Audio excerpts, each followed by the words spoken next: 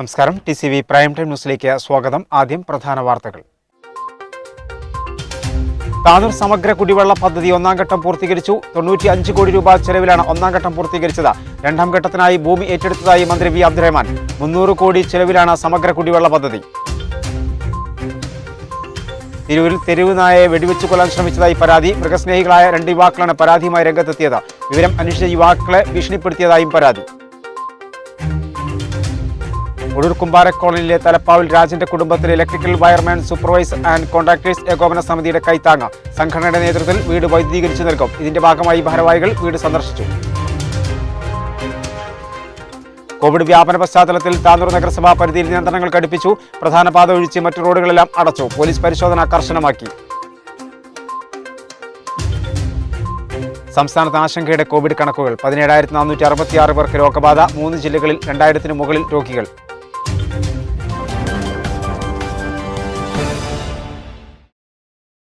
വിശദമായ വാർത്തകളിലേക്ക്. 300 കോടി ചെലവിൽ താനൂർ സമഗ്ര കുടിവെള്ള പദ്ധതിയുടെ ഒന്നാം ഘട്ടം 95 കോടി രൂപ ചെലവഴിച്ച് പൂർത്തീകരിച്ചു. രണ്ടാം ഘട്ടത്തിനായി താനൂർ നഗരസഭയിൽ 30 സെന്റ് ഭൂമി സർക്കാർ ഏറ്റെടുത്തതായി മന്ത്രി വി അബ്ദുറഹ്മാൻ താനൂരിൽ വാർത്താസമ്മേളനത്തിൽ അറിയിച്ചു. ഭൂമിദാന സമ്മതപത്രം തിങ്കളാഴ്ചക്കകം ഉടമസ്ഥർ സർക്കാരിന് കൈമാറുമെന്ന് മന്ത്രി പറഞ്ഞു. പദ്ധതിയുടെ രണ്ടാം ഘട്ടത്തിൽ വിതരണ ശൃംഖലയിൽ താനൂർ, നിറമരുതൂർ, ഉണ്ണിയാൽ എന്നിവിടങ്ങളിലാണ് ടാങ്ക് നിർമ്മിക്കേണ്ടത്. ഉണ്ണിയാലിൽ ടാങ്ക് നിർമ്മിക്കുന്നതിനുള്ള സ്ഥലം ഫിഷറീസ് വകുപ്പിൽ നിന്നും ഏറ്റെടുത്ത് ടെൻഡർ നടപടികൾ പൂർത്തീകരിച്ചു. താനൂർ സ്ഥലം ഏറ്റെടുക്കൽ പ്രവൃത്തി നഗരസഭ പൂർത്തീകരിക്കുമെന്ന് പ്രതീക്ഷിച്ച് 4 വർഷമാണ് നഷ്ടമായത്. എന്നാൽ സർക്കാർ നേരിട്ട് ഇടപെട്ടതോടെ ഭൂമി ലഭ്യമായതായി മന്ത്രി പറഞ്ഞു. ഏറ്റവും പ്രധാനപ്പെട്ട പ്രശ്നം രാഷ്ട്രീയമായിട്ടുള്ള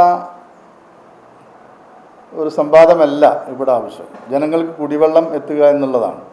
ഇപ്പോൾ താനൂർ നഗരസഭയിൽ 30 സെന്റ് സ്ഥലം നമ്മൾ നേരിട്ട് വാട്ടർ അതോറിറ്റിയെ കൊടുക്കുകയാണ്. അതിനുള്ള കരാറുകൾ പൂർത്തിയാക്കി കഴിഞ്ഞിട്ടുണ്ട്. ഇനി നഗരസഭയെ നമ്മൾ പ്രതീക്ഷിച്ച് 4 വർഷം കഴിഞ്ഞു. ഇനിയും അത്തരത്തിലൊരു പ്രതീക്ഷ വെച്ച് പുലർത്തുന്നതിൽ സർക്കാരിന് താല്പര്യമില്ല. കാരണം ഇനിയും ഇത് നീണ്ടുപോയാൽ ഈ പദ്ധതി വൈകും. നമുക്ക് ഈ 3 മാസത്തിനകം തന്നെ ഇതിൻ്റെ ടെൻഡറുകൾ വിളിക്കേണ്ടതുണ്ട്. ഡിസ്ട്രിബ്യൂഷൻ ലൈൻ ഇടേണ്ട. അപ്പോൾ ആ കാര്യങ്ങളുള്ളത് കൊണ്ട് തന്നെയാണ് നമ്മൾ ഈ കാര്യം നേരിട്ട് തന്നെ ചെയ്യുന്നത്. മുമ്പ് നഗരസഭ ഒരു സ്ഥലം കണ്ടെത്തിയിരുന്നു. പക്ഷേ ഇതേവരെ അത് സർക്കാരിന് കൈമാറാൻ കഴിഞ്ഞിട്ടില്ല. ഇതുമായി ബന്ധപ്പെട്ട് MLAയുടെ അനാസ്ഥ എന്നുള്ള രീതിയിലൊക്കെ തിരഞ്ഞെടുപ്പ് കാലത്തൊക്കെ പ്രചരണങ്ങളുണ്ടായിരുന്നു. നമ്മളതൊന്നും മുഖവിലക്കെടുക്കാൻ ആഗ്രഹിക്കുന്നില്ല. കാരണം നമ്മുടെ മുന്നിലുള്ള യഥാർത്ഥ പ്രശ്നം കുടിവെള്ളം എത്തിക്കുക എന്നുള്ളതിലപ്പുറം മറ്റൊന്നുമില്ല. തുടർ പ്രവർത്തനങ്ങളിൽ നഗരസഭ സഹകരിക്കുമെന്ന് പ്രതീക്ഷിക്കുന്നതായി മന്ത്രി വി അബ്ദുറഹ്മാൻ കൂട്ടിച്ചേർത്തു. പരസ്പരം രാഷ്ട്രീയമായി ഇതൊരു വാദപ്രതിവാദത്തിനും നമ്മൾ ആഗ്രഹിക്കുന്നില്ല. ഇപ്പോൾ സ്ഥലം കണ്ടെത്തി അത് കൈമാറുകയാണ്. ഇന്നോ നാളെയോ അതിൻ്റെ സമ്മതപത്രം വാട്ടർ അതോറിറ്റിക്ക് നൽകും. അവരാ സ്ഥലത്ത് പ്രവൃത്തി ആരംഭിക്കും. നഗരസഭ ഇതുമായി പൂർണ്ണമായി സഹകരിക്കും എന്നാണ് എൻ്റെ വിശ്വാസം. കാരണം എല്ലാ പഞ്ചായത്തുകളും സഹകരിക്കുന്ന സ്ഥിതിക്ക് നഗരസഭയും ഈ കാര്യത്തിൽ, കാരണം കുടിവെള്ള പ്രശ്നമാണ്, ജനങ്ങൾ വർഷങ്ങളായിട്ട് ആവശ്യപ്പെടുന്ന കാര്യമാണ്. അപ്പോൾ ആ കാര്യത്തിൽ അവരുടെ ഭാഗത്തു നിന്നും പൂർണ്ണമായുള്ള സഹകരണം ഉണ്ടാവും തന്നെയാണ് എനിക്ക് പ്രതീക്ഷ. ഈ സ്ഥലമെടുപ്പിൻ്റെ കാര്യത്തിൽ ഇനി നഗരസഭ ബുദ്ധിമുട്ടേണ്ടതില്ല. കാരണം അവർ ഇത്രയും സമയം ശ്രമിച്ചിട്ടും അവർക്ക് അതിനുള്ള പണം കണ്ടെത്താൻ കഴിയാത്തതുകൊണ്ടാണ്. ഇനിയിപ്പോൾ അവരെ ആ കാര്യത്തിൽ നമ്മൾ കുറ്റപ്പെടുത്തിയിട്ട് കാര്യമില്ല. നമുക്ക് ഈ പദ്ധതി ഒന്നിച്ച് നടപ്പിലാക്കാൻ കഴിയും. ഇനിയും താമസിച്ചാൽ ഈ പദ്ധതി അവതാളത്തിലാകും. ഇപ്പോൾ കിഫ്ബിയുടെ ഒരു പുതിയ തീരുമാന പ്രകാരം തുടങ്ങാത്തതോ നടപ്പിലാക്കാത്തതോ ആയിട്ടുള്ള പദ്ധതികൾ മുഴുവൻ ഉപേക്ഷിക്കാനാണ് കിഫ്ബി തീരുമാനിച്ചിട്ടുള്ളത്. അതിൻ്റെ അടിസ്ഥാനത്തിൽ നമുക്ക് ഈ ഫണ്ട് നഷ്ടമാകുന്ന ഒരവസ്ഥ നിലവിലുണ്ട്. ആ ഒരു അവസ്ഥ ഒഴിവാക്കുന്നതിന് വേണ്ടിയിട്ടാണ് നമ്മളിപ്പോൾ ഈ സ്ഥലം ഏറ്റെടുത്ത് വാട്ടർ അതോറിറ്റിക്ക് നൽകുന്നത്. താനൂർ മോരിയിൽ കണ്ടെത്തിയ സ്ഥലത്തിന് ജല അതോറിറ്റിയുടെ അംഗീകാരം ലഭിച്ചിട്ടുണ്ട്. താനൂരിന്റെ കിഴക്കൻ മേഖലയിലും തീരദേശ മേഖലയിലും കുടിവെള്ളക്ഷാമം രൂക്ഷമാണ്. ശുദ്ധജല വിതരണ പദ്ധതി ഏറ്റവും വേഗത്തിൽ പൂർത്തീകരിക്കാനാണ് സംസ്ഥാന സർക്കാർ തീരുമാനം. പദ്ധതിയുടെ പൂർത്തീകരണത്തിനായി കിഫ്ബിയിൽ ഉൾപ്പെടുത്തി 65 കോടി രൂപ താനൂരിന് മാത്രമായി അനുവദിച്ചിട്ടുണ്ട്. തുടങ്ങാത്ത പദ്ധതികൾ ഉപേക്ഷിക്കാൻ കിഫ്ബി തീരുമാനമുണ്ട്. അതുകൊണ്ട് തന്നെ സമഗ്ര കുടിവെള്ള പദ്ധതി വൈകിപ്പിക്കില്ലെന്ന് മന്ത്രി പറഞ്ഞു. തിരൂരിൽ തെരുവ് നായയെ വെടിവെച്ചു കൊല്ലാൻ ശ്രമിച്ചതായി പരാതി. മൃഗസ്നേഹികളായ 2 യുവാക്കളാണ് പരാതിയുമായി രംഗത്തെത്തിയത്. വിവരം അന്വേഷിച്ച യുവാക്കളെ ഭീഷണിപ്പെടുത്തിയതായും പരാതി. തിരൂർ കോപ്പറേറ്റീവ് കോളേജിനടുത്തുള്ള മൃഗസ്നേഹികളായ 2 യുവാക്കളാണ് പരാതിയുമായി രംഗത്തെത്തിയത്. യാത്രക്കിടയിലാണ് ഇരുവരും പരിക്കേറ്റ് റോഡിൽ കിടന്നിരുന്ന നായയെ കണ്ടത്. പരിശോധിച്ചതിൽ നിന്നും കാര്യമായി മുറിവേറ്റിട്ടുണ്ടെന്ന് മനസ്സിലായി. ഉടൻ തന്നെ ഡോക്ടറുടെ അടുത്തെത്തിച്ചപ്പോൾ ഡോക്ടറാണ് വെടിയേറ്റതാണെന്ന് പറഞ്ഞത്. നാട്ടുകാരുടെ അന്വേഷിച്ചതിൽ നിന്നും പ്രദേശവാസിയായ ഒരാൾ അയാളുടെ സ്ഥലത്തേക്ക് പ്രവേശിച്ചതിന് വെടിവെച്ചതാണെന്നാണ് നാട്ടുകാർ പറഞ്ഞതായും ഇരുവരും പറഞ്ഞു. ഞങ്ങൾ ഡോഗ് പ്രേമികളാണ്. ഇവിടെ ഞങ്ങൾ പാസ് ചെയ്തുകൊണ്ടിരിക്കുന്ന ടൈമിൽ ഒരു ഡോഗിന് എന്തോ മുറിയായപ്പോൾ ഞങ്ങൾ ജസ്റ്റ് ഒന്ന് നോക്കിയതാണ്. അപ്പോഴാണ് എന്തോ ബുള്ളറ്റ് പോലത്തെ എന്തോ ഷൂട്ട് ചെയ്തതാണെന്ന് തോന്നിയത്. അപ്പോൾ അത് ചോദ്യം ചെയ്തപ്പോൾ അവിടുത്തെ നാട്ടുകാരും എല്ലാവരും പറഞ്ഞത് ഒരാൾ ചെയ്തത് തന്നെയാണ്. പോലീസ് വന്നു, ഡോക്ടർ പറഞ്ഞു ബുള്ളറ്റ് ആണെന്ന്. ഡോക്ടർ എറണാകുളത്തേക്ക് വിളിച്ചിട്ട് ചോദിച്ചു. ഡോക്ടറെ സ്നേഹിതണ്ടായിരുന്നു. അപ്പോൾ എറണാകുളത്തേക്ക് വിളിച്ച് ചോദിച്ചപ്പോൾ പറഞ്ഞ് സ്കാൻ ചെയ്യണോ, മൊത്തത്തിൽ എക്സ്റേ ഇതൊക്കെ എടുക്കണം അതിനെ. അപ്പോൾ നാളെ തൃശ്ശൂർ കൊണ്ടുപോകാൻ പറഞ്ഞിരിക്കണ്. എവിടെ കറക്റ്റ് ബുള്ളറ്റ് എവിടെ ഇരിക്കണമെന്ന് കറക്റ്റായിട്ട് അറിയില്ല. അപ്പോൾ അതിനെന്തായാലും തൃശ്ശൂർ പോയിട്ട് സ്കാൻ എടുത്തതിൻ്റെ ശേഷമായി ബുള്ളറ്റ് ടൈമൊന്ന് റീഫിൽ ചെയ്യാൻ പറ്റുള്ളൂ. മിണ്ടാപ്രാണികളോടൊക്കെ എങ്ങനെ ചെയ്യുമ്പോൾ മനുഷ്യന്മാരുടെ അവസ്ഥ ഇപ്പം എന്താണ്? അത് ഞങ്ങൾ ചോദ്യം ചെയ്യാൻ പോയ ഞങ്ങളെ അവർ ഒരു മോശമായ രീതിക്കാണ് സംസാരിച്ചതും പെരുമാറിയതും. കാര്യങ്ങൾ അന്വേഷിക്കാൻ ചെന്നപ്പോൾ മോശമായ പെരുമാറ്റമാണ് ഉണ്ടായതെന്നും ഇനിയും വെടിവെക്കുമെന്ന് ഭീഷണിപ്പെടുത്തിയതായും ഇവർ ആരോപിക്കുന്നു. ഇവിടെ എയർഗണ്ണായിട്ട് നായനെ വെടിവെച്ചത് ആരാന്ന് വന്നിട്ട് ചോദിച്ചു. ഞങ്ങൾ വന്ന് ചോദിച്ചപ്പോൾ ഞങ്ങളോട് പറയണത് ഒരാൾ വന്നിട്ട് ലക്ഷറി കാറിലാണ് ആൾ വന്നിട്ട് പറഞ്ഞത്. ഞങ്ങളോട് പറഞ്ഞു ആരാണ് ഇവിടെ വെടിവെച്ചത്, ചോദിക്കാൻ ആരാണ്, പറയാൻ ആരാണ് എന്ന് വെച്ചിട്ട് ഞങ്ങളോട് വെല്ലുവിളിക്കണ പോലെ ഞങ്ങളോട് സംസാരം. ഞങ്ങൾ അതുകൊണ്ടാണ് ഇത്രയും കൂടുതലായിട്ട് ഇതിൽ നിൽക്കാനും കാരണം അവർ പറഞ്ഞു ഞങ്ങൾ ഫണ്ട് ചോദിക്കാനുള്ള ഒരു മൂടാണെന്നുള്ള വിചാരത്തിലാണ് ഞങ്ങളോട് പറഞ്ഞു ഫണ്ട് എത്ര വേണ്ടെന്ന് വെച്ചാൽ ഞങ്ങളോട് ചോദിച്ചിരുന്നു. ഞങ്ങൾ ഫണ്ടല്ല ഞങ്ങൾക്ക് വലുത്, തൃശ്ശൂർ കൊണ്ടാണ് സ്കാനിങ് ചെയ്യുന്നിട്ട് എല്ലാ ഡോക്ടർ വരെ നമുക്ക് ഒപ്പിട്ടുന്ന പേപ്പറുണ്ട് തൃശ്ശൂർ കൊണ്ടുപോയി ചെയ്യാനുള്ള. ഇത് ഞങ്ങൾ ചെയ്യുമെന്ന് വെച്ച മൂഡിലാണ് ഇവരോട് സംസാരിച്ചത്. നല്ലപോലെ സംസാരിക്കുകയാണെങ്കിൽ നല്ലപോലെ കഴിയാമെന്ന് വെച്ചിട്ട്. പക്ഷെ ഇവർ വെല്ലുവിളി പറയുന്നത് ഇനി അവർ പറമ്പിക്ക് ഏതെങ്കിലും ഡോഗ് കയറുകയാണെങ്കിലും മനുഷ്യന്മാർ കയറുകയാണെങ്കിലും വെക്കുന്നുള്ള മൂഡിലാണ് അവർ സംസാരിച്ചിരിക്കുന്നത്. നായയെ തൃശ്ശൂരിൽ എത്തിച്ച് സ്കാൻ ചെയ്താൽ മാത്രമേ പരിക്കിന്റെ യഥാർത്ഥ വിവരം വ്യക്തമാകുകയുള്ളൂ. ഇതിനുശേഷമേ ശസ്ത്രക്രിയ ചെയ്ത് വെടിയുണ്ട പുറത്തെടുക്കാനും സാധിക്കുകയുള്ളൂ. ഇതിനായി ഇവിടെ നിന്നും മൃഗഡോക്ടറുടെ സാക്ഷ്യപത്രവും ലഭിച്ചിട്ടുണ്ട്. ഷിബിൻ, ഫർഹാൻ, ഉമേഷ്, ജാബിർ, വിപിൻ, നിതീഷ് എന്നിവരാണ് നായയെ പരിപാലിക്കാൻ മുന്നോട്ട് വന്നത്. വെന്നിയൂർ കാച്ചടിയിൽ വാഹനാപകടം. മരത്തിലിടിച്ച വാഹനത്തിനുള്ളിൽ കുടുങ്ങിയ ഡ്രൈവറെ താനൂർ ഫയർഫോഴ്സ് സംഘം പുറത്തെടുത്ത് ആശുപത്രിയിൽ എത്തിച്ചു.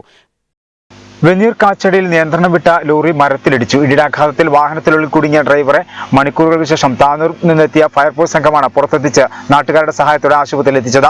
കൊല്ലത്ത് നിന്നും കോഴിക്കോട്ടേക്ക് പോകേരുന്ന ലോറിയാണ് റോഡരികിലെ തണൽ മരത്തിലിടിച്ച് അപകടമുണ്ടായത്. പുറച്ചെയാണ് അപകടം നടന്നത്. താനൂർ നിലയത്തിലെ സ്റ്റേഷൻ ഓഫീസർ എം രാജേന്ദ്രനാഥിന്റെ നേതൃത്വത്തിൽ senior fire and rescue officer Madana Mohanan, Noori Hilal, Fazal Rahman, Tirur നിലയത്തിലെ ദുൽഖർനൈനി, വൈഷ്ണവ്, ജിത്ത്, അഭിലാഷ് എന്നിവർ രക്ഷാപ്രവർത്തനത്തിൽ പങ്കാളികളായി. വാഗൺ ദുരന്തത്തിന്റെ ചരിത്രവും സ്വാതന്ത്ര്യ സമര രേഖകളും ഉൾപ്പെടുത്തി തിരൂരിൽ മ്യൂസിയം വരുന്നു. വാഗൺ ട്രാജഡിയുടെ 100ാം വാർഷികത്തോടനുബന്ധിച്ചാണ് മ്യൂസിയം ഒരുക്കുന്നത്. നിലവിൽ തിരൂരിൽ വാഗൺ ട്രാജഡിയുടെ ഓർമ്മയ്ക്കായി ടൗൺ ഹാളാണുള്ളത്. നിലവിൽ തിരൂർ വാഗൺ ട്രാജഡിയുടെ ഓർമ്മയ്ക്കായി ടൗൺ ഹാളുണ്ട്. അതേസമയം വാഗൺ ട്രാജഡി എന്ന പേര് മാറ്റണമെന്ന് MLA കഴിഞ്ഞ തവണ നിയമസഭയിൽ ആവശ്യപ്പെട്ടിരുന്നു. സ്വാതന്ത്ര്യ സമരത്തിന്റെ ഭാഗമായി നടന്ന സംഭവം ദുരന്തമല്ലെന്നും അത് ബ്രിട്ടീഷ് പട്ടാളം മനഃപൂർവ്വം നടത്തിയ കൂട്ടക്കുരുതിയാണെന്നുമാണ് ഇതിനു കാരണമായി MLA നിയമസഭയിൽ പറഞ്ഞിരുന്നത്. ഇതും മ്യൂസിയത്തിന്റെ കാര്യവും പരിഗണിക്കാമെന്ന് മന്ത്രി PA മുഹമ്മദ് റിയാസ് MLAക്ക് ഉറപ്പു നൽകിയിട്ടുമുണ്ട്. ഇതിനായി വീണ്ടും മന്ത്രിയുമായി ചർച്ച നടത്തും. സർക്കാർ അനുകൂലമായ തീരുമാനമെടുത്താൽ സ്ഥലം കണ്ടെത്തി നൽകുമെന്ന് തിരൂർ നഗരസഭാ അധ്യക്ഷ AP നസീമയും പറഞ്ഞു. ഒരു ഇടവേള.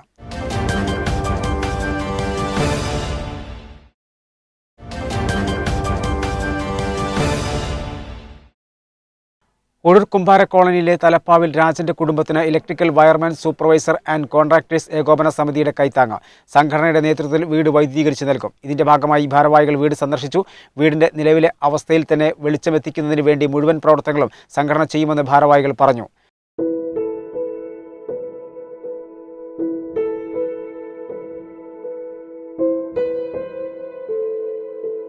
ഒഴൂർ ഗ്രാമപഞ്ചായത്തിലെ കുമ്പാര കോളനിയിൽ പ്ലാസ്റ്റിക് ഷീറ്റ് മറച്ച കൂരയിൽ കഴിയുന്ന തലാപ്പിൽ രാജന് വൈദ്യുതി ലഭ്യമാക്കുന്നതിനാവശ്യമായ സഹായങ്ങളുമായി വയർമാൻമാരുടെ സംഘടന എത്തി.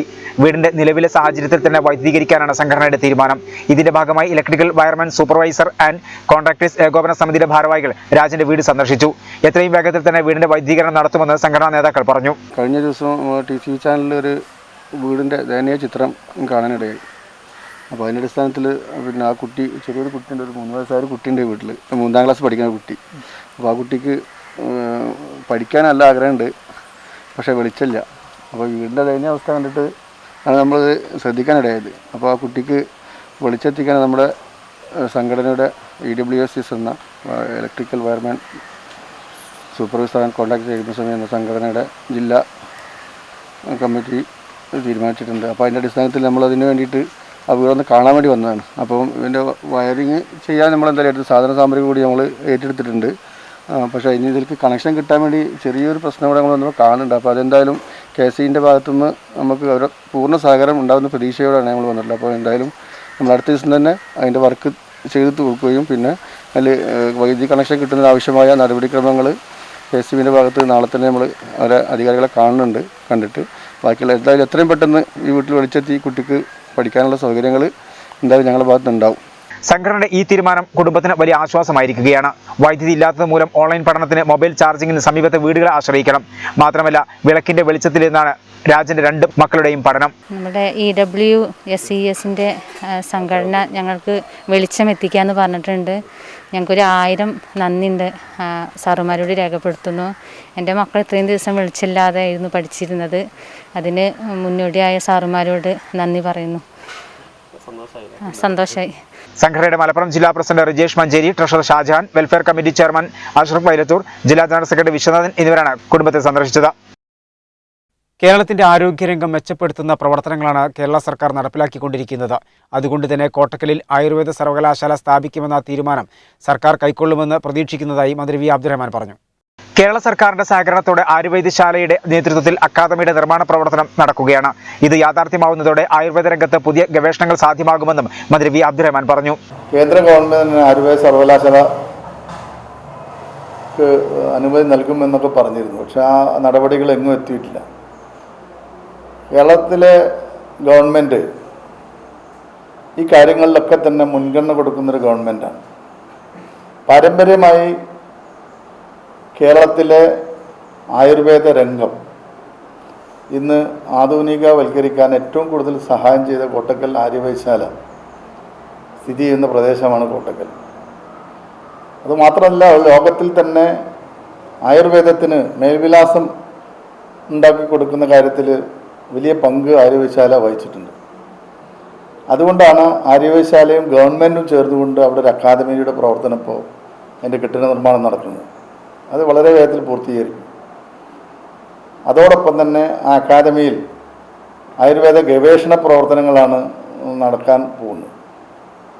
ലോകശ്രദ്ധ പിടിച്ചു പറ്റുന്ന രീതിയിൽ തന്നെ ആയുർവേദത്തിൻ്റെ ഗവേഷണവും അതിൻ്റെ പ്രചരണവും വലിയ രീതിയിൽ ആ അക്കാദമി കൊണ്ട് നമുക്ക് നടത്താൻ കഴിയും.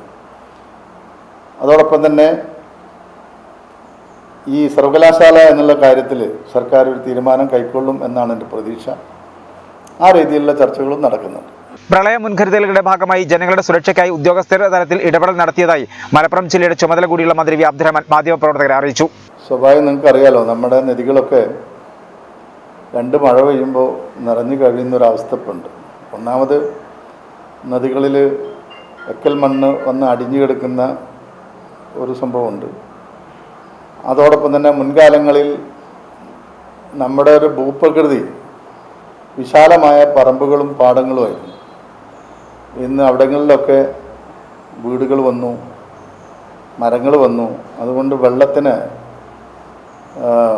ഉൾക്കൊള്ളാനുള്ള കപ്പാസിറ്റി സത്യത്തിൽ കുറഞ്ഞു വന്നു. അപ്പോൾ ആ വെള്ളം തന്നെയാണ് മുമ്പുള്ള വെള്ളവും അതേ വെള്ളം തന്നെയാണ് ഇപ്പോഴും വരുന്നത്. പക്ഷേ സ്പേസ് കുറഞ്ഞതുകൊണ്ടാണ് വെള്ളം ഇപ്പോൾ പരന്നു കിടക്കുന്നില്ല.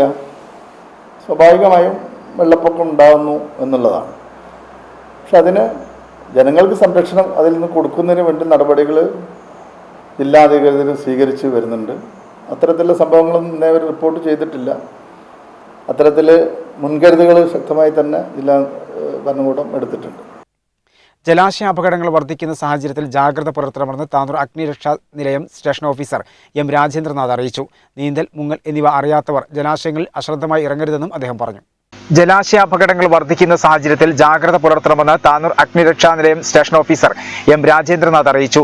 നീന്തൽ, മുങ്ങൽ എന്നിവ അറിയാത്തവർ ജലാശയങ്ങളിൽ അശ്രദ്ധമായി ഇറങ്ങരുതെന്നും അദ്ദേഹം പറഞ്ഞു. സമീപകാലത്ത് ദിനം പ്രതി എന്നോണം നമ്മൾ ദിനപത്രങ്ങളിലും ദൃശ്യമാധ്യമങ്ങളിലും സമൂഹ മാധ്യമങ്ങളിലൊക്കെ വെള്ളത്തിലകപ്പെട്ട് ജീവൻ നഷ്ടപ്പെട്ട കുറേ വാർത്തകൾ ശ്രദ്ധിക്കുകയുണ്ടായിട്ടുണ്ട്. സുരക്ഷാ ഉദ്യോഗസ്ഥർ എന്ന നിലയ്ക്ക് ഇത് കാണുമ്പോൾ പലപ്പോഴും നമ്മൾക്ക് വളരെയധികം ഒരു വേദന തോന്നാറുണ്ട്.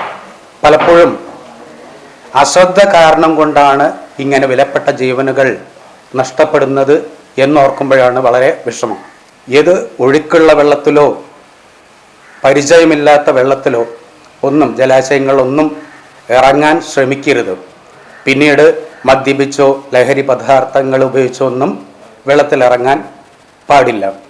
പിന്നെ കരിങ്കൽ ക്വാറികളിൽ മിക്കവാറും ആളുകൾ ചെയ്യുന്നതാണ്, കരിങ്കൽ ക്വാറികളിലൊക്കെ പിന്നെ കുളിക്കാൻ ഇറങ്ങുക, മറയുക. അപ്പോൾ അവിടെയൊക്കെ സംഭവിക്കുന്നത്, നമ്മൾ പല കോളുകൾ അങ്ങനെ അറ്റൻഡ് ചെയ്തിട്ടുണ്ട്. മറയുമ്പോൾ പാറയിടുക്കിൽ തലയിടിച്ചിട്ടൊക്കെ മരണപ്പെടുന്ന അവസ്ഥ ഉണ്ടാകാറുണ്ട്. അപ്പോൾ ഇതൊക്കെ വളരെ ദയനീയമായിട്ടുള്ളൊരു അവസ്ഥാവിശേഷമാണ്. സുരക്ഷിതമായി ലൈഫ് ജാക്കറ്റ് ധരിക്കാതെ ജലാശയ സവാരി നടത്താൻ പാടില്ലെന്നും വള്ളങ്ങളിൽ യാത്ര ചെയ്യുമ്പോൾ കഴിവതും ഇരുന്ന് യാത്ര ചെയ്യാൻ ശ്രദ്ധിക്കണമെന്നും അഗ്നിരക്ഷാ നിലയം പുറത്തിറക്കിയ ഉത്തരവിൽ പറയുന്നു. രക്ഷപ്പെടുത്താൻ ആളുകൾ പെട്ടെന്ന് ഒരു വെള്ളത്തിൽ ഒരാളകപ്പെട്ടിട്ടുണ്ടെങ്കിൽ അവരുടെ മുന്നിലേക്ക് നീന്തി ചെല്ലുകയോ എന്തൊക്കെയാണ് ചെയ്യുന്നത്.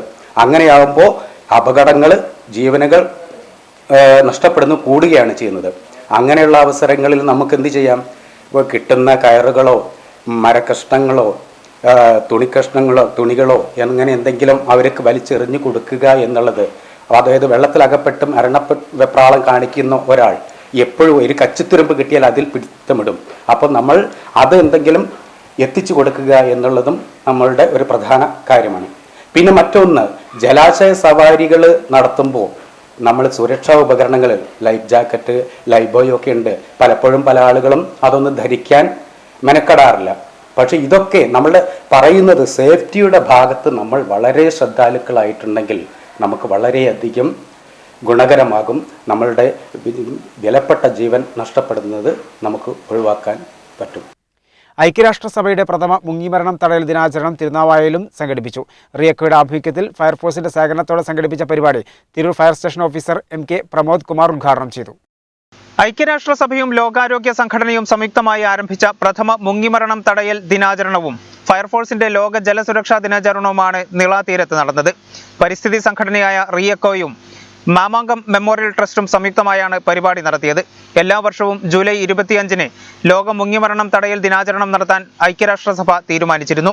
ഫയർഫോഴ്സിന്റെ സഹകരണത്തോടെ സംഘടിപ്പിച്ച ചടങ്ങ് Tirur fire station officer MK Pramod Kumar ഉദ്ഘാടനം ചെയ്തു. തിരുനാവായയെ സംബന്ധിച്ചിടത്തോളം ജില്ലയിൽ ഏറ്റവും കൂടുതൽ തിരുനാവായ മാത്രമല്ല ആലപ്പുഴയുടെ തീരങ്ങളും മുങ്ങിമരണ ഭീഷണി അല്ലെങ്കിൽ മുങ്ങിമരണങ്ങൾ നടന്ന സ്ഥലമാണ്. നമുക്കറിയാം, തിരുനാവായയിൽ തന്നെ എൻ്റെ കുട്ടിക്കാലത്ത് ഞാൻ കേട്ടിട്ടുള്ളത് ഒരു ഡോക്ടറോടൊപ്പം വന്ന 2 MBBS പഠിതാക്കൾ ആലപ്പുഴയിൽ മുങ്ങിമരിച്ചു. അതുപോലെ ഞാൻ നേരിൽ കണ്ട സംഭവമായിരുന്നു നമ്മുടെ കുറ്റിപ്പുറത്ത് സംസ്ഥാന കലോത്സവം, ഹയർ സെക്കൻഡറി കലോത്സവം നടത്തുമ്പോൾ യദുകൃഷ്ണൻ എന്ന് പറഞ്ഞ വിദ്യാർത്ഥി ഇവിടെ മുങ്ങിമരിച്ചിട്ടായി.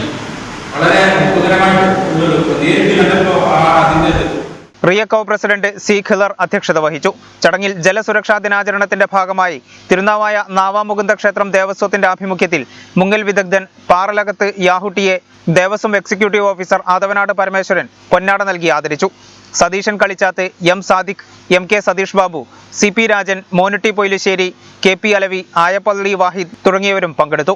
തുടർന്ന് Tirur fire station officer MK Pramod Kumar fireman P. അനൂപിന്റെയും നേതൃത്വത്തിൽ ജലാപകട സുരക്ഷാ പ്രവർത്തനങ്ങൾ സംബന്ധിച്ച് ട്രെയിനിംഗ് ക്യാമ്പും സംഘടിപ്പിച്ചു. ഒരു ഇടവേള.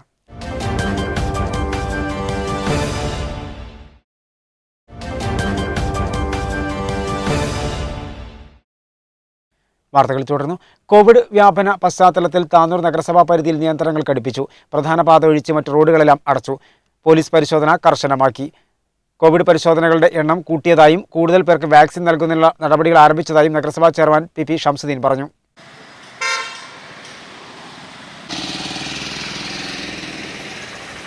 കോവിഡ് വ്യാപന പശ്ചാത്തലത്തിലാണ് താനൂരിൽ നിയന്ത്രണങ്ങൾ കടുപ്പിച്ചത്. താനൂർ നഗരസഭാ പരിധി കോവിഡ് അതിതീവ്ര വ്യാപന മേഖലയായ D സോണിലാണ്. DPR ശരാശരി കണക്കുകൾ വർദ്ധിക്കുന്നതിനെ തുടർന്ന് കണ്ടെയ്ൻമെന്റ് സോൺ പ്രദേശങ്ങളിലുള്ള റോഡുകൾ പൂർണ്ണമായി അടച്ചിട്ടിരിക്കുകയാണ്. കണ്ടെയ്ൻമെന്റ് സോണിലെ പ്രധാന പാതയൊഴിച്ച് ബ്ലോക്ക് റോഡ്, തെയ്യാൽ റോഡ് ഉൾപ്പെടെ റോഡുകളാണ് അടച്ചിരിക്കുന്നത്.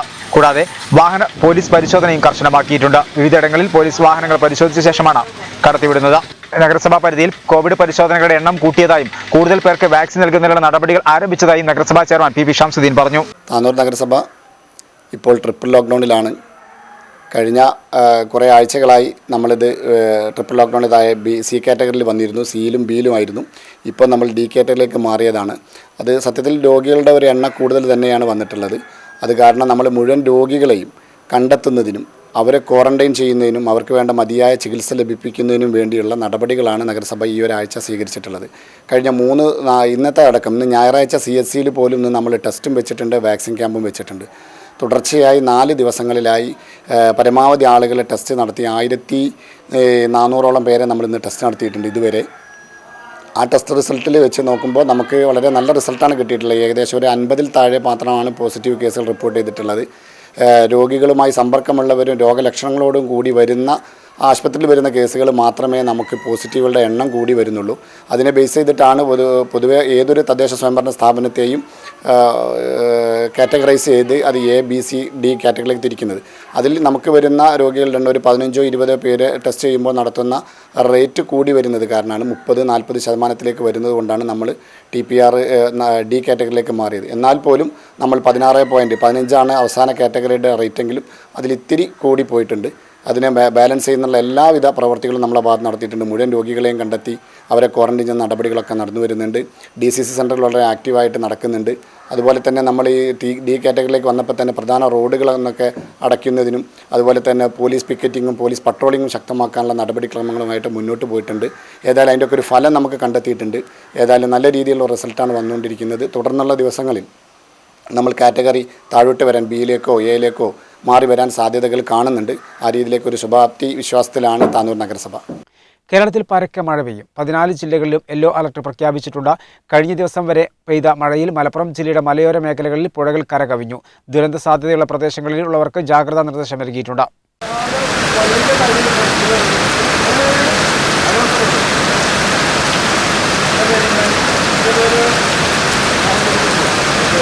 ഞായറാഴ്ച സംസ്ഥാനത്ത് 14 ജില്ലകളിലും കേന്ദ്ര കാലാവസ്ഥാ വകുപ്പ് മഞ്ഞ അലർട്ട് പ്രഖ്യാപിച്ചിട്ടുണ്ട്.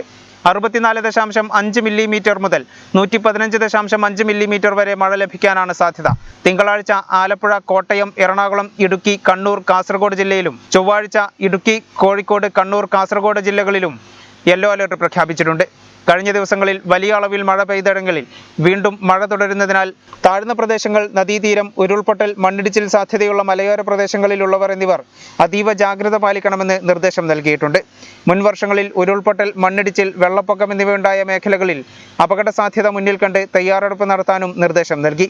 മാറി താമസിക്കേണ്ടവർ അതിനോട് സഹകരിക്കണം. കടലാക്രമണം ശക്തമാകാൻ സാധ്യതയുള്ളതിനാൽ ജാഗ്രത പാലിക്കണം. മത്സ്യത്തൊഴിലാളികൾ തിങ്കളാഴ്ച വരെ കടലിൽ പോകരുതെന്നും മത്സ്യബന്ധനോപാധികൾ സുരക്ഷിതമാക്കി വെക്കണമെന്നും ദുരന്ത നിവാരണ അതോറിറ്റി മുന്നറിയിപ്പ് നൽകി. ജലനിരപ്പ് ഉയർന്നതോടെ പാലക്കാട് ജില്ലയിലെ അപ്പർ ഷോളയാർ, കാഞ്ഞിരപ്പുഴ ഡാമുകൾ തുറന്നിട്ടുണ്ട്. മലപ്പുറത്ത് ചാലിയാർ അടക്കമുള്ള നദികൾ കരകവിഞ്ഞതിനാൽ നിരവധി കുടുംബങ്ങളെ മാറ്റിപ്പാർപ്പിച്ചു. ഇടുക്കിയിൽ മണ്ണിടിച്ചിലിൽ ഗതാഗതം തടസ്സപ്പെട്ടു. മലങ്കര, കല്ലാർകുട്ടി ഡാമുകളുടെ ഷട്ടറുകളും തുറന്നിട്ടുണ്ട്.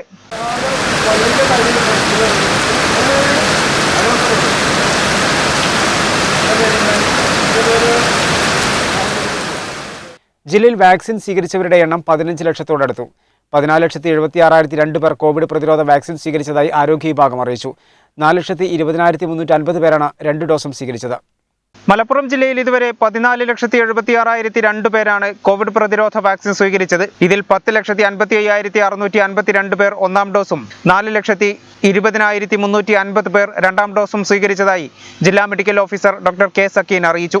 18 മുതൽ 44 വയസ്സ് വരെ പ്രായമുള്ള 2,44,105 പേർക്ക് 1-ാം ഡോസ് വാക്സിനും 54,472 പേർക്ക് 2-ാം ഡോസും നൽകി. 45 വയസ്സിന് മുകളിൽ പ്രായമുള്ള 7,11,401 പേർക്കാണ് ആദ്യ ഡോസ് വാക്സിൻ നൽകിയത്. 3,03,146 പേർ 2-ാം ഡോസ് വാക്സിനും സ്വീകരിച്ചു. ആരോഗ്യ പ്രവർത്തകരിൽ 44,099 പേർക്കാണ് 1-ാം ഡോസ് വാക്സിൻ നൽകിയിട്ടുള്ളത്. 30,386 പേർക്ക് 2-ാം ഡോസും നൽകി. കോവിഡ് മുന്നണി പോരാളികളിൽ 22,500 പേർക്ക് 1-ാം ഡോസും 19,446 പേർക്ക് 2-ാം ഡോസും ലഭ്യമാക്കി. ഇതിനു പുറമെ പോളിംഗ് ഉദ്യോഗസ്ഥരിൽ 33,547 പേർ 1-ാം ഡോസും 12,900 പേർ 2-ാം ഡോസ് വാക്സിനും സ്വീകരിച്ചിട്ടുണ്ട്. കുട്ടികൾക്കുള്ള വാക്സിനേഷൻ നടപടികൾ സെപ്റ്റംബറോടെ ആരംഭിക്കുമെന്ന് ഡൽഹി എയിംസ് മേധാവി ഡോക്ടർ രൺദീപ് ഗുലേറിയ അറിയിച്ചു. കോവിഡ് വ്യാപനത്തിന്റെ ശൃംഖല തകർക്കാനുള്ള സുപ്രധാന നീക്കമാണ് വാക്സിനേഷനെന്നും ഗുലേറിയ പറഞ്ഞു. കുട്ടികൾക്ക് നൽകുന്ന സൈഡസിന്റെ വാക്സിൻ പരീക്ഷണങ്ങൾ ഇതിനകം പൂർത്തിയായിട്ടുണ്ട്. അടിയന്തര ഉപയോഗത്തിനുള്ള അംഗീകാരത്തിനായി കാത്തിരിക്കുകയാണെന്നാണ് മനസ്സിലാക്കുന്നത്. ഭാരത് ബയോടെക്കിന്റെ കോവാക്സിൻ പരീക്ഷണങ്ങൾ സെപ്റ്റംബറോടെ അവസാനിക്കും. കുട്ടികൾക്കുള്ള ഫൈസർ വാക്സിന് അമേരിക്കയുടെ ഫുഡ് ആൻഡ് ഡ്രഗ് അഡ്മിനിസ്ട്രേഷൻ അംഗീകാരം നൽകിയിട്ടുണ്ട്. ഇതൊക്കെ കാരണം കുട്ടികളുടെ വാക്സിനേഷൻ സെപ്റ്റംബറോടെ ആരംഭിക്കാൻ കഴിയുമെന്നാണ് പ്രതീക്ഷിക്കുന്നതെന്നും അദ്ദേഹം പറഞ്ഞു. രാജ്യത്ത് ഇതുവരെ 42.78 കോടി ഡോസ് വാക്സിനാണ് നൽകിയത്. ഈ വർഷം അവസാനത്തോടെ എല്ലാവർക്കും വാക്സിൻ നൽകുന്നതിനാണ് കേന്ദ്ര സർക്കാർ തയ്യാറെടുക്കുന്നതെന്നും കേന്ദ്ര ആരോഗ്യ മന്ത്രാലയം വ്യക്തമാക്കി. ഒരു ഇടവേള കൂടി.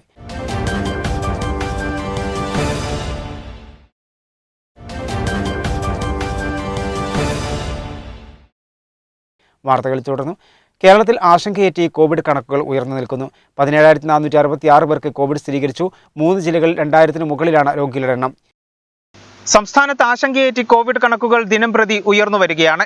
17,466 പേർക്കാണ് ഞായറാഴ്ച കോവിഡ് സ്ഥിരീകരിച്ചത്. 3 ജില്ലകളിലാണ് 2000-ന് മുകളിൽ രോഗികളുള്ളത്. മലപ്പുറത്ത് 2684-ഉം കോഴിക്കോട് 2379-ഉം തൃശൂരിൽ 2190 പേർക്കും രോഗം സ്ഥിരീകരിച്ചു. 383 രോഗികളുള്ള വയനാടും 353 രോഗികളുള്ള ഇടുക്കിയുമാണ് താരതമ്യേന കുറവുള്ള ജില്ലകൾ. 24 മണിക്കൂറിനിടെ 1,42,008 സാമ്പിളുകൾ പരിശോധിച്ചപ്പോൾ ടെസ്റ്റ് പോസിറ്റിവിറ്റി നിരക്ക് 12.3%. 66 മരണങ്ങൾ കൂടി കോവിഡ് മൂലമാണെന്ന് സ്ഥിരീകരിച്ചതോടെ ആകെ മരണസംഖ്യ 16,035 ആയി. 16,662 പേർക്ക് സമ്പർക്കത്തിലൂടെ രോഗം ബാധിച്ചു. 662 പേരുടെ സമ്പർക്ക ഉറവിടം വ്യക്തമല്ല. 64 ആരോഗ്യ പ്രവർത്തകർക്കും രോഗം സ്ഥിരീകരിച്ചു. അതേസമയം 15,247 പേരാണ് രോഗമുക്തരായി സാധാരണ ജീവിതത്തിലേക്ക് മടങ്ങിയത്. ഇതോടെ 1,40,276 പേരാണ് രോഗം സ്ഥിരീകരിച്ച് ചികിത്സയിലുള്ളത്. 31,14,716 പേർ ഇതുവരെ കോവിഡിൽ നിന്നും മുക്തി നേടി. 4,35,768 പേർ ഇപ്പോൾ നിരീക്ഷണത്തിലുണ്ട്. TPR 5-നു താഴെയുള്ള 73 തദ്ദേശ സ്ഥാപനങ്ങളാണുള്ളത്. 5-നും 10-നും ഇടയ്ക്ക് 335-ഉം 10-നും 15-നും ഇടയ്ക്ക് 355 തദ്ദേശ സ്ഥാപനങ്ങളും 15-നു മുകളിൽ 271 തദ്ദേശ സ്ഥാപനങ്ങളുമുണ്ട്. മലപ്പുറം ജില്ലയിലാണ് രോഗബാധിതരുടെ എണ്ണവും DPR-ഉം കൂടുതൽ. 2,684 പേർക്ക് രോഗം ബാധിച്ചു. ടെസ്റ്റ് പോസിറ്റിവിറ്റി നിരക്ക് 14.89%. 2,467 പേർ രോഗമുക്തരായി. ജില്ലയിൽ ഇതുവരെ 1,459 പേരാണ് കോവിഡ് ബാധിച്ചു മരിച്ചത്. ആശങ്കയേറ്റി മലപ്പുറം ജില്ലയിലെ രോഗബാധിതരുടെ എണ്ണം 2,500-ന് മുകളിൽ തുടരുകയാണ്. 2,684 പേർക്കാണ് ഞായറാഴ്ച രോഗം സ്ഥിരീകരിച്ചത്. ടെസ്റ്റ് പോസിറ്റിവിറ്റി നിരക്ക് 14.89% രേഖപ്പെടുത്തിയതായി ജില്ലാ medical officer doctor K Sakeen അറിയിച്ചു. 2,467 പേരാണ് രോഗമുക്തരായത്. ഇതോടെ രോഗമുക്തരായി സാധാരണ ജീവിതത്തിലേക്ക് മടങ്ങിയെത്തിയവരുടെ എണ്ണം 3,62,790 ആയതായും ജില്ലാ മെഡിക്കൽ ഓഫീസർ വ്യക്തമാക്കി. അതേസമയം സമ്പർക്കത്തിലൂടെ രോഗികളാകുന്നവരുടെ എണ്ണം വർദ്ധിക്കുന്നതാണ് ആശങ്കയേറ്റുന്നത്. നേരിട്ടുള്ള സമ്പർക്കത്തിലൂടെ 2,607 പേർക്കാണ് ഞായറാഴ്ച രോഗബാധയുണ്ടായത്. 31 പേരുടെ രോഗ ഉറവിടം വ്യക്തമായിട്ടില്ല. ആരോഗ്യമേഖലയിൽ പ്രവർത്തിക്കുന്ന 2 പേർക്കും വിദേശ രാജ്യങ്ങളിൽ നിന്നെത്തിയ 2 പേർക്കും ഇതര സംസ്ഥാനങ്ങളിൽ നിന്നെത്തിയ 42 പേർക്കും രോഗം ബാധിച്ചു. 62,940 പേരാണ് ഇപ്പോൾ നിരീക്ഷണത്തിൽ കഴിയുന്നത്.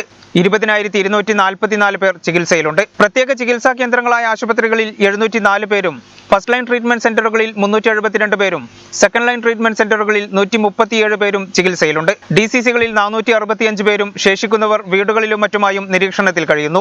ജില്ലയിൽ ഇതുവരെ 1,459 പേരാണ് കോവിഡ് ബാധിച്ചു മരിച്ചത്.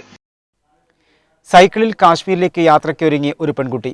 ഊർങ്ങാട്ടിരി സ്വദേശി സഹലയാണ് സൈക്കിളിൽ കാശ്മീരിലേക്ക് യാത്ര തിരിക്കുന്നത്. സൈക്ലിങ്ങിനോടുള്ള ഇഷ്ടമാണ് സഹലയെ കാശ്മീർ യാത്രയ്ക്ക് പ്രേരിപ്പിച്ചത്. സഹലയുടെ യാത്രയ്ക്കും ആഗ്രഹങ്ങൾക്കും പിന്തുണയുമായി പിതാവും ഒപ്പമുണ്ട്. കേരളം മുതൽ കശ്മീർ വരെ മനോഹരമായ വീഥികളിലൂടെ യാത്ര ചെയ്യാൻ ആഗ്രഹിക്കാത്തവരായി ആരുമുണ്ടാകില്ല. ആ യാത്ര സൈക്കിളിലാണെങ്കിൽ ആ ഫീൽ പറഞ്ഞറിയിക്കാനുമാകില്ല. ഇവിടെ സൈക്കിളിൽ കശ്മീർ പര്യടനത്തിനൊരുങ്ങിയിരിക്കുന്നത് ഒരു പെൺകുട്ടിയാണ്. ഊർങ്ങാട്ടിരി തച്ചണ്ണ സ്വദേശി സക്കീർ ഹുസൈൻ ഹഫ്സത്ത് ദമ്പതികളുടെ മൂത്ത മകളായ സഹല പരപ്പനാണ് കേരളത്തിൽ നിന്നും കശ്മീർ വരെ സൈക്കിൾ യാത്രക്കൊരുങ്ങിയിരിക്കുന്നത്. സഹലക്ക് കൂട്ടായി മുമ്പ് സൈക്കിൾ യാത്ര ചെയ്ത മുഹമ്മദ് ഷാമിലും ബൈക്കിൽ ഇന്ത്യയിലെ ഒട്ടുമിക്ക സംസ്ഥാനങ്ങളിലും യാത്ര ചെയ്ത മഷ്ഹൂർ ഷാനുമുണ്ട്. വളരെ കുറച്ച് മാസങ്ങൾ മാത്രമേ ആയിട്ടുള്ളൂ സഹല സൈക്കിളിൽ യാത്ര ആരംഭിച്ചിട്ട്. സൈക്ലിങ്ങിനോടുള്ള വലിയ ഇഷ്ടം കാരണമാണ് സൈക്കിൾ വാങ്ങിച്ചതും കാശ്മീരിലേക്ക് യാത്ര പോകാൻ ആഗ്രഹിച്ചതുമെന്ന് സഹല പറയുന്നു. സ്വന്തമായൊരു സൈക്കിൾ വാങ്ങാന്നുള്ളത് കുട്ടിക്കാലം മുതലേ വലിയൊരു ആഗ്രഹമായിരുന്നു. അതും വീട്ടുകാരെയൊന്നും ബുദ്ധിമുട്ടിക്കാണ്ട് എൻ്റെ സ്വന്തമായിട്ട് അധ്വാനിച്ചുണ്ടാക്കിയ കാശ് കൊണ്ടാവണം എന്നുള്ളത് നിർബന്ധമായിരുന്നു. അങ്ങനെ കുറച്ച് പൈസയൊക്കെ ഒത്തു വന്നപ്പോൾ വണ്ടി വാങ്ങിച്ച് പിന്നെ രണ്ടാമതായിട്ട് പിന്നെ തോന്നി തുടങ്ങി ഓക്കെ ഒരു ദീർഘദൂര യാത്ര പോകണമെന്നുള്ളത്. അപ്പോൾ അതിന് ഒറ്റയ്ക്ക് പോകാൻ പറ്റുമോ അതോ കൂടെ ആളുകൾ വേണ്ടെന്നുള്ള ചിന്തയായി പിന്നീട്. അപ്പോൾ കൂട്ടുകാരത്തുള്ളൊരു യാത്രയിൽ ഷാമിലും ഷാനിക്കൊക്കെ ആയിട്ട് സംസാരിച്ചിരുന്നപ്പോൾ 3 പേർക്കും ഒരേ താല്പര്യമായിരുന്നു ഉണ്ടായിരുന്നത്. ഷാമിൽ ഇതിന് മുന്നേ ഒരു തവണ പോയതാണ് 2 വർഷം മുന്നേ. അപ്പോൾ അവൻ രണ്ടാമതൊരു യാത്രക്ക് ഒരുങ്ങാന്ന് പറഞ്ഞപ്പം ഷാനിക്കും സെയിം താല്പര്യം ഉണ്ടായിരുന്നു. അങ്ങനെ എന്നാൽ നമുക്ക് 3 പേർക്കും കൂടെ പോയാലോ എന്നുള്ളതിനെ കുറിച്ചുള്ള ചർച്ചകൾ തുടങ്ങി. അങ്ങനെ ഇൻഷാ അല്ലാ ഞായറാഴ്ച ഞങ്ങളെല്ലാവരും കൂടെ ഞങ്ങളെ യാത്ര തുടങ്ങുകയാണ്. 3 പേരെയും വീട്ടിൽ മാത്രം പറഞ്ഞുകൊണ്ട് മറ്റാരും അറിയാണ്ട് ഒരു യാത്രയായിരുന്നു ഞങ്ങളുടെ ആഗ്രഹം. പക്ഷെ ഏതൊരു വഴിക്ക് ഇതിങ്ങനെ ലീക്കായി പോയി. എന്തായാലും ഈ യാത്രയിലൂടെ ഇത് സക്സസ് ആയി കണ്ടിട്ടെങ്കിലും ഒരുപാട് പെൺകുട്ടികൾക്ക് ഇതുപോലെ യാത്ര ചെയ്യണം, ഒരുപാട് സ്ഥലങ്ങൾ കാണണം എന്നൊക്കെ ഒത്തിരി ആഗ്രഹമുള്ള ഒരുപാട് കുട്ടികളുണ്ട്. അപ്പോൾ എന്നെക്കൊണ്ട് ഇത് നടക്കുമോ എന്താവും എന്നുള്ള ചിന്താഗതി എനിക്ക് പണ്ടുള്ളതുപോലെ തന്നെ എല്ലാവർക്കും ഉണ്ട് എന്നുള്ള കാര്യം അറിയാം. അപ്പോൾ ഇത് സക്സസ് ആയി കണ്ടിട്ട് ഒരു പെൺകുട്ടിക്ക് ഇത് പ്രചോദനമാകുമെങ്കിൽ അതിൽ ഞാൻ ഒരുപാട് സന്തോഷമായിരിക്കും. ഇതാദ്യമായല്ല ഈ മൂവർ സംഘം ഇത്തരത്തിൽ സൈക്കിൾ യാത്ര നടത്തുന്നത്. കേരളത്തിലെ വിവിധ ജില്ലകളിൽ ഈ മൂവർ സംഘം യാത്രകൾ നടത്തിയിട്ടുണ്ട്. സഹലയുടെ ഏറെക്കാലത്തെ ആഗ്രഹമാണ് സൈക്കിളിൽ ഒരു ദൂരയാത്ര പോകണമെന്നുള്ളത്. അതും സ്വന്തമായി അധ്വാനിച്ച് വാങ്ങിയ സൈക്കിൾ തന്നെ വേണമെന്ന് നിർബന്ധവുമായിരുന്നു. അങ്ങനെയാണ് കുറച്ച് പണം ഒത്തുവന്ന സാഹചര്യത്തിൽ സൈക്കിൾ വാങ്ങിയതും യാത്രക്കൊരുങ്ങിയതും. ആഗ്രഹം വീട്ടിലറിയിച്ചപ്പോൾ ഉപ്പ സക്കീർ ഹുസൈനും എല്ലാവിധ പിന്തുണയും സഹലയ്ക്ക് നൽകി. പുതിയ കാലത്ത് ആൺകുട്ടികളെ പോലെ തന്നെ പെൺകുട്ടികൾക്കും സ്വാതന്ത്ര്യം നൽകണമെന്നാണ് സഹലയുടെ പിതാവ് സക്കീർ പറയുന്നത്. മക്കളെ എന്ന നിലയിൽ അവരുടെ ഏത് ആഗ്രഹത്തിനും സപ്പോർട്ടും പിന്തുണയും നൽകുക എന്നുള്ളതാണ് രക്ഷിതാക്കൾ എന്ന നിലയ്ക്ക് നമ്മുടെ കടമ. അപ്പോൾ മക്കളെ ഈ കെട്ടിയിട്ട് വളർത്താതെ അവരെ ആഗ്രഹങ്ങൾക്ക് നമ്മൾ സപ്പോർട്ട് ചെയ്യുമ്പോൾ അവരുടെ ജീവിതത്തിൽ ഒരു പൂർണ്ണത വരികയാണ്. മുഹമ്മദ് ഷാമിൽ ഏറനാട് പെഡലേഴ്സ് എന്ന സൈക്കിൾ കൂട്ടായ്മയുടെ സെക്രട്ടറിയാണ്. ഒരുപാട് കാലമായി രണ്ടാമതൊരു കാശ്മീർ യാത്രയ്ക്ക് വേണ്ടി തയ്യാറെടുക്കാൻ തുടങ്ങിയിട്ട്. കോവിഡ് കാരണം പലപ്പോഴായി യാത്രകൾ മാറ്റിവെച്ചു. മഞ്ചേരിയിലെ സ്വകാര്യ ആശുപത്രിയിലെ ഇലക്ട്രീഷ്യനാണ് മുഹമ്മദ് ഷാമിൽ. മഷ്ഹൂർ ആകട്ടെ അരീക്കോട് ITIയിലെ താൽക്കാലിക അധ്യാപകനുമായിരുന്നു. രണ്ടാമതൊരു കാശ്മീർ യാത്രയ്ക്ക് ഒരുങ്ങുകയാണ്. എൻ്റെ കൂടെ ഈ ഒരു യാത്രക്ക് 2 പ്രത്യേകതയുള്ള ആളുകളുണ്ട്. ഒന്നെന്ന് പറഞ്ഞാൽ ഷാനിക്ക ഇന്ത്യയിലെ ഒട്ടുമിക്ക സംസ്ഥാനങ്ങളും ബൈക്കിൽ റൈഡ് ചെയ്തിട്ടുള്ള ആളാണ്. അതുപോലെ തന്നെ സഹില ഒരു പെൺകുട്ടി കാശ്മീരിലോട്ട് കേരളത്തിൽ നിന്ന് സൈക്ലിംഗ് ചെയ്യുക എന്ന് പറയുമ്പം അതൊരു വേറെ ത്രില്ലിങ്ങുള്ളൊരു മൊമെൻ്റാണ്. ഈ ഒരു യാത്രേൻ്റെ ഒരു പ്രത്യേകതയാണ്. അതുപോലെ തന്നെ ഞാൻ ഈ ഒരു യാത്ര എന്ന് പറഞ്ഞാൽ ഏകദേശം ഈ ഒരു കൊറോണ ആയത് കാരണം കുറേ നീട്ടി വെച്ചിട്ടാണ് ഏകദേശം നാളെ ഞായറാഴ്ച രാവിലെ 6:30 ഈ ഒരു റൈഡ് സ്റ്റാർട്ട് ചെയ്യുന്നത്. അപ്പം ഈ ഒരു കൊറോണ കാലഘട്ടത്തിൽ ഈ ഒരു യാത്ര ചെയ്യാൻ വേണ്ടിയിട്ട് ഞങ്ങൾ 3 ആളും വാക്സിനേഷൻ എടുത്തതിന് ശേഷമാണ് ഈ ഒരു യാത്ര ചെയ്യുന്നത്. ഞങ്ങൾ 3 ആളെ സംബന്ധിച്ചിടത്തോളം ഞങ്ങൾ 3 ആളും യാത്രനെ അത്രയേറെ ഇഷ്ടപ്പെടുന്ന ആളുകളാണ്. പല രീതിയിൽ പല മാർഗങ്ങളിലൂടെയൊക്കെ എല്ലാവരും യാത്രകൾ ഒരുപാട് ചെയ്തിട്ടുണ്ട്. പക്ഷേ കേരളം മുതൽ കാശ്മീർ വരെ അല്ലെങ്കിൽ കുറച്ചധികം ദൂരം കുറച്ചധികം സമയം എടുത്തിട്ട് ഒരു യാത്ര അതും സൈക്കിളിൽ ചെയ്യുമ്പോൾ ഞങ്ങൾ ഭയങ്കര എക്സൈറ്റഡ് ആണ്. ഈ ഒരു യാത്ര ഇനി നാളെ തുടങ്ങുമ്പോൾ ഞങ്ങൾക്ക് മുമ്പിൽ ഒരുപാട് പ്രതിസന്ധികളുണ്ട്.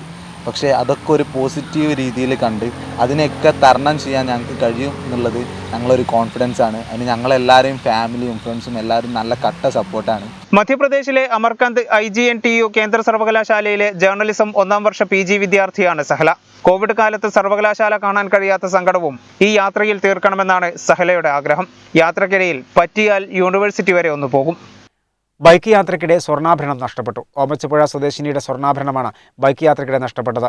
തിരുപഞ്ചമിക്ക് സമീപം വെച്ചാണ് നഷ്ടപ്പെട്ടത്. കണ്ടുകിട്ടുന്നവർ 80 75 28 83 74 നമ്പറിൽ അറിയിക്കേണ്ടതാണ്. ഫോൺ നമ്പർ ഒരിക്കൽ കൂടി 80 75 28 83 74. പ്രധാന വാർത്തകൾ ഒരിക്കൽ കൂടി. താനൂർ സമഗ്ര കുടിവെള്ള പദ്ധതി 1ാം ഘട്ടം പൂർത്തീകരിച്ചു. 95 കോടി രൂപ ചെലവിലാണ് 1ാം ഘട്ടം പൂർത്തീകരിച്ചത്. 2ാം ഘട്ടത്തിനായി ഭൂമി ഏറ്റെടുത്തതായി മന്ത്രി വി അബ്ദുറഹ്മാൻ. 300 കോടി ചെലവിലാണ് സമഗ്ര കുടിവെള്ള പദ്ധതി. തിരൂരിൽ തെരുവ് നായയെ വെടിവെച്ച് കൊല്ലാൻ ശ്രമിച്ചതായി പരാതി. മൃഗസ്നേഹികളായ 2 യുവാക്കളാണ് പരാതിയുമായി രംഗത്തെത്തിയത്. വിവരം അന്വേഷിച്ച യുവാക്കളെ ഭീഷണിപ്പെടുത്തിയതായും പരാതി. ഒടൂർ കുമ്പാര കോളനിയിലെ തലപ്പാവിൽ രാജന്റെ കുടുംബത്തിലെ electrical wireman supervise and contractors ഏകോപന സമിതിയുടെ കൈത്താങ്ങ്. സംഘടനയുടെ നേതൃത്വത്തിൽ വീട് വൈദ്യുതീകരിച്ചു നൽകും. ഇതിന്റെ ഭാഗമായി ഭാരവാഹികൾ വീട് സന്ദർശിച്ചു. കോവിഡ് വ്യാപന പശ്ചാത്തലത്തിൽ താനൂർ നഗരസഭാ പരിധിയിൽ നിയന്ത്രണങ്ങൾ കടുപ്പിച്ചു. പ്രധാന പാത ഒഴിച്ച് മറ്റു റോഡുകളെല്ലാം അടച്ചു. പോലീസ് പരിശോധന കർശനമാക്കി. സംസ്ഥാനത്ത് ആശങ്കയുടെ കോവിഡ് കണക്കുകൾ. 17,466 പേർക്ക് രോഗബാധ. 3 ജില്ലകളിൽ 2000-ന് മുകളിൽ രോഗികൾ.